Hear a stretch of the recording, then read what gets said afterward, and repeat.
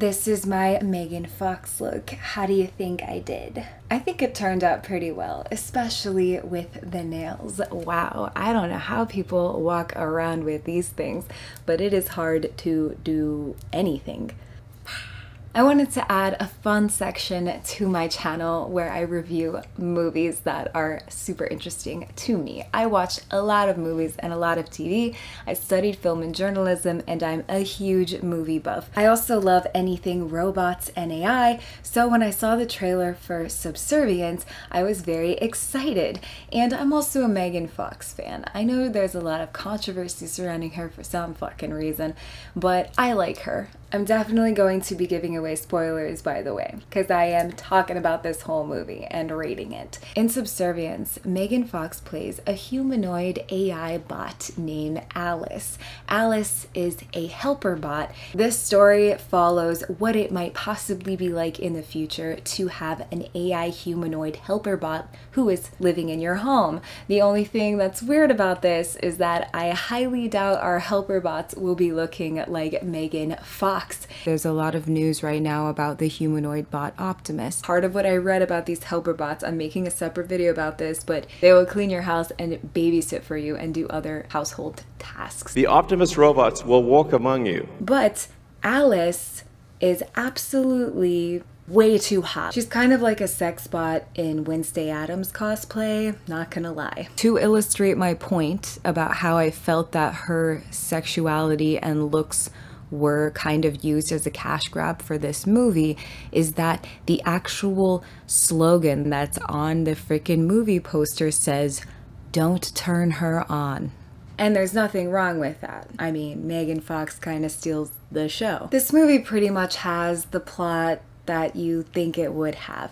Man versus machine. To be totally honest, this movie was a little boring. It was lackluster. It starts slow and then it quickly slows down from there. I thought that the last 30 minutes were great when it all kind of wrapped up. I liked it. It had a very Terminator-esque vibe. Anyway, this story is about a guy named Nick. Nick is a foreman on some big construction projects and his life is relatively stressful. His wife has a heart attack and stays indefinitely at the hospital until she can receive a transplant.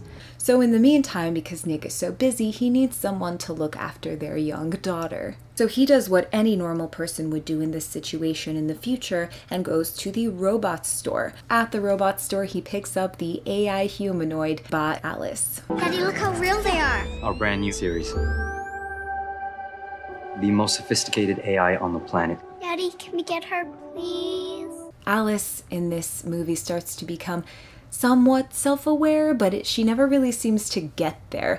We're told that she's self-aware. She starts behaving independently and making somewhat sinister and questionable decisions, but she seems like she's asking for love and wants love, but she seems almost like she was programmed inefficiently, and because it's so flat, like she was programmed to want to be loved, and that she doesn't actually develop a self-awareness. It's kind of weird. Or she just always had sinister undertones.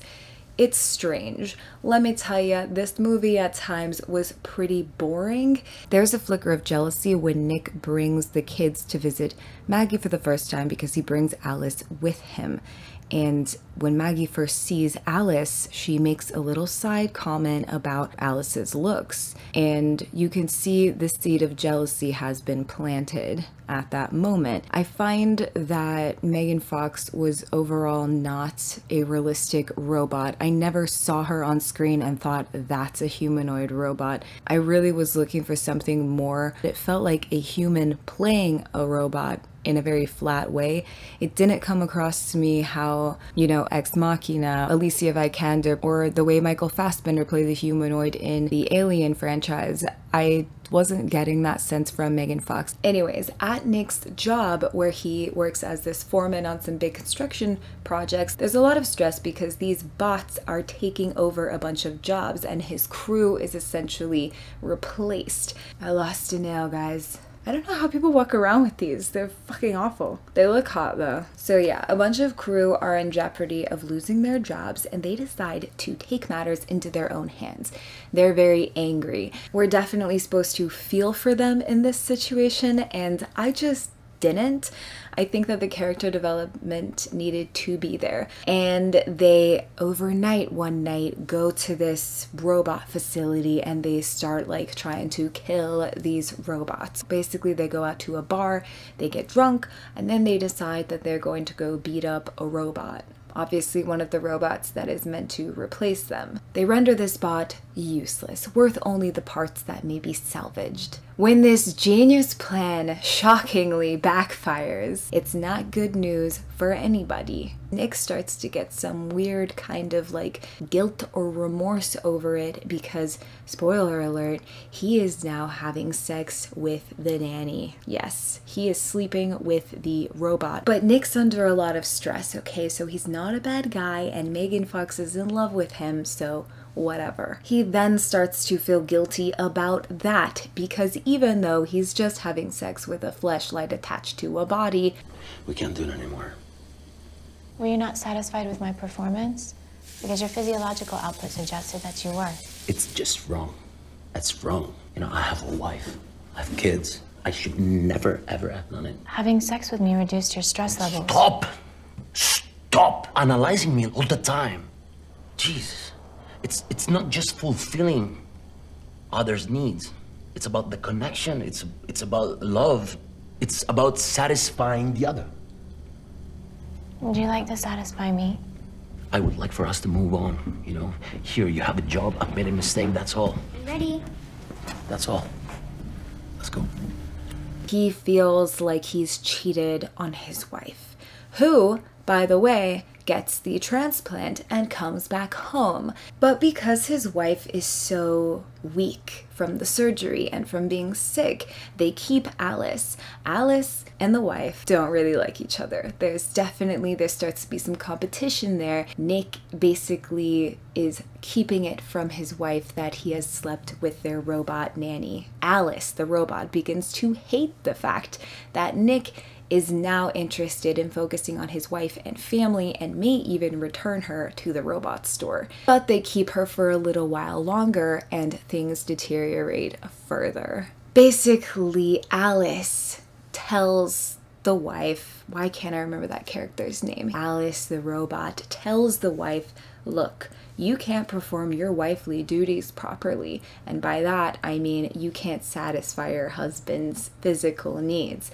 I can though, so why don't you let me do that? The robot says, I know for a fact that his heart rate and blood pressure go down after he does that, after he's relieved. And the wife goes, how do you know that though? She puts 2 and 2 together and figures out that the husband has been doing this with the robot. And anyway, so that causes a bunch of conflict and whatnot. And the husband's like, it's just a robot, which the robot doesn't like. Alice decides to take this a step further and, so there's a little daughter, but they also like recently had a baby. So that's also part of like Alice's nanny duties. But Alice decides that not only is the wife kind of taking away from Nick and their affection, but so is the baby. The baby is a stressor. It's a drain on their life and it needs to go. So Alice, as a genius AI robot, decides to drown the baby in the bathtub and that somehow this is what Nick needs and it will be good for him and maybe he'll love her, which is so fucking dumb. Basically, it all comes crashing down. And then there's a weird problem where like plot holes start to develop because Alice is like defective, so she goes back to like robot land, or you know, the lab where she was created, and they like plug her in to see what happened with her system malfunctioning, and then it starts like a virus. Like Alice's thought process of like taking over started infecting the computers. So somehow they unplugged the computer before all of her data was able to download. but for some reason just one robot got all of the data, but the computer didn't get all of it. So that doesn't make any sense. All the data transferred to one robot, but not the system in the mainframe, and they unplug. It's fucking weird.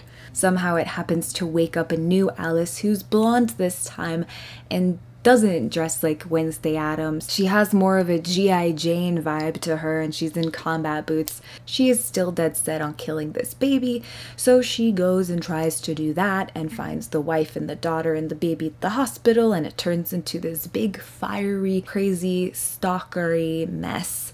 And then the dad has to drive in with a car and save the day, and there's like some Terminator twitchy moments and fire. I did like that part of the movie. I like the ending. I thought it was fun. I see what they were trying to do with this. I think they were trying to make it bigger than it ended up being and say more than it actually said. Like, we all have heard the dangers of AI since the 80s with Skynet. Like, we all know what could potentially happen to humanity. And I do not think that Alice was a good representation of this fear. I feel that they were trying to make Alice at the same level as the Terminator. They were trying to make her that same kind of like iconic, scary bot. And I think that the story fell flat.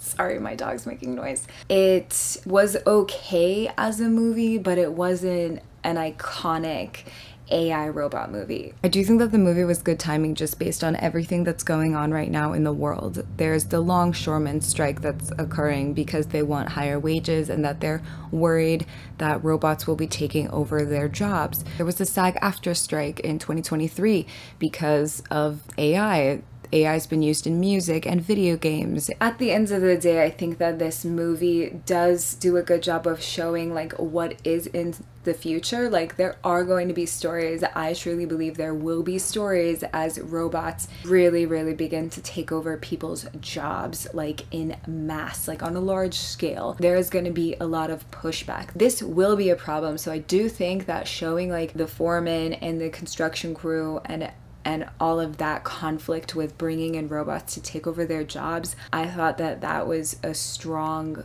idea for this script, but I don't think that it fully played out.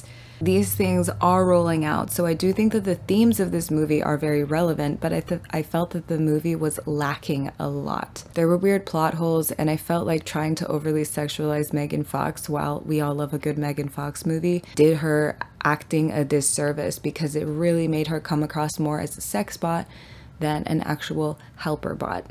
I just thought that this movie could have been better, and there were a lot of missed opportunities with the character development, as well as like the plot holes at the end with the transferring of data to the computers and the robots and whatever. That got a little bit messy. I would give it like a 5 out of 10.